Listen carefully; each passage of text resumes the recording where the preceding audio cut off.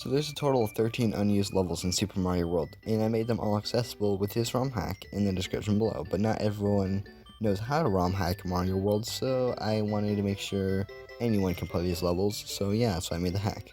And also down there is each hack by themselves in a zip file, but I guess I should show off all the levels while I'm here. So let's start. Before we start, credits to the cutting room floor for having all the level IDs and level addresses, and that's where I'm getting the names for the levels. So let's talk about all the unused levels.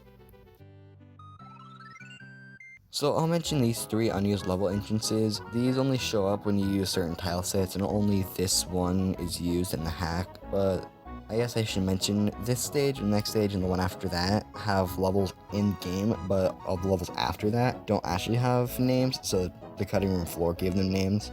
But this level, first one, is number 2 Morton's Plains, which is a straight up copy of Donut Plains 1. But more interesting is the level right after it, which is also number 2 Morton's Plains, but the background got messed up somehow.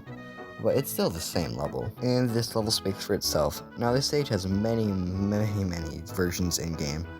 All but one are the exact same, but there's a lot of copies.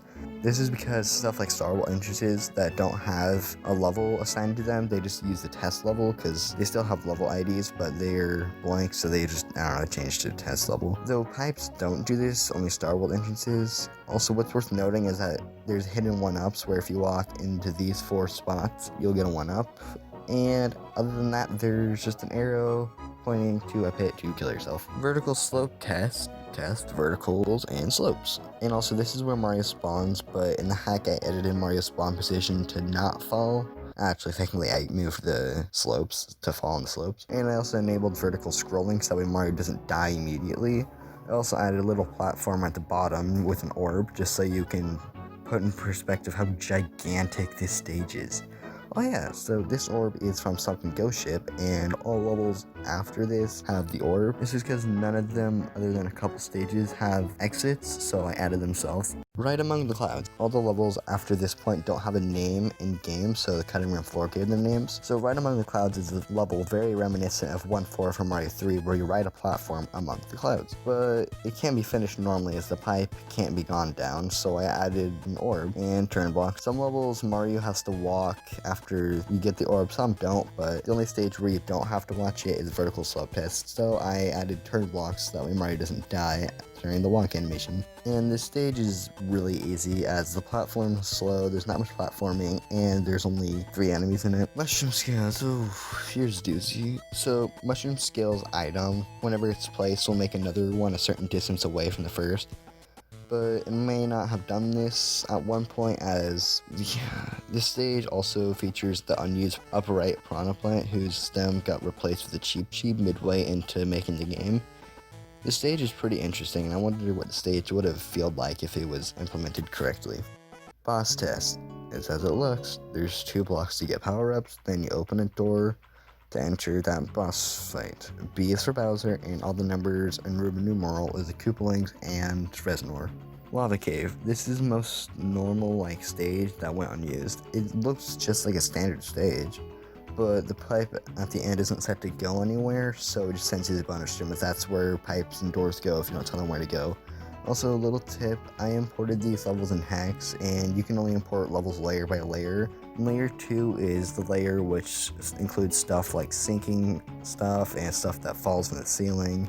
So I had to recreate it to the best of my ability myself, same with all the sprites in every one of these levels. And the touch of the yellow thing to make it sink is buggy. So yeah, I legit spent hours trying to get this stage to work properly, and this is the best I could get it to. Flint blocks. It just tests the sparks enemy. That's it. And an early version of Whitneys Castle. On screen will be both versions, not much to say here. Just interesting to see the changes that it got. Also, just a note, there's no door at the end, so you can't complete it, and the end looks way too hard, so I added an orb before that. Pipe and ground. It's a pipe. And a lot of ground. And here are 2 beta ghost house exits, and here's the final 4 comparison. Neither had a gold pole when imported, so I added a pole myself.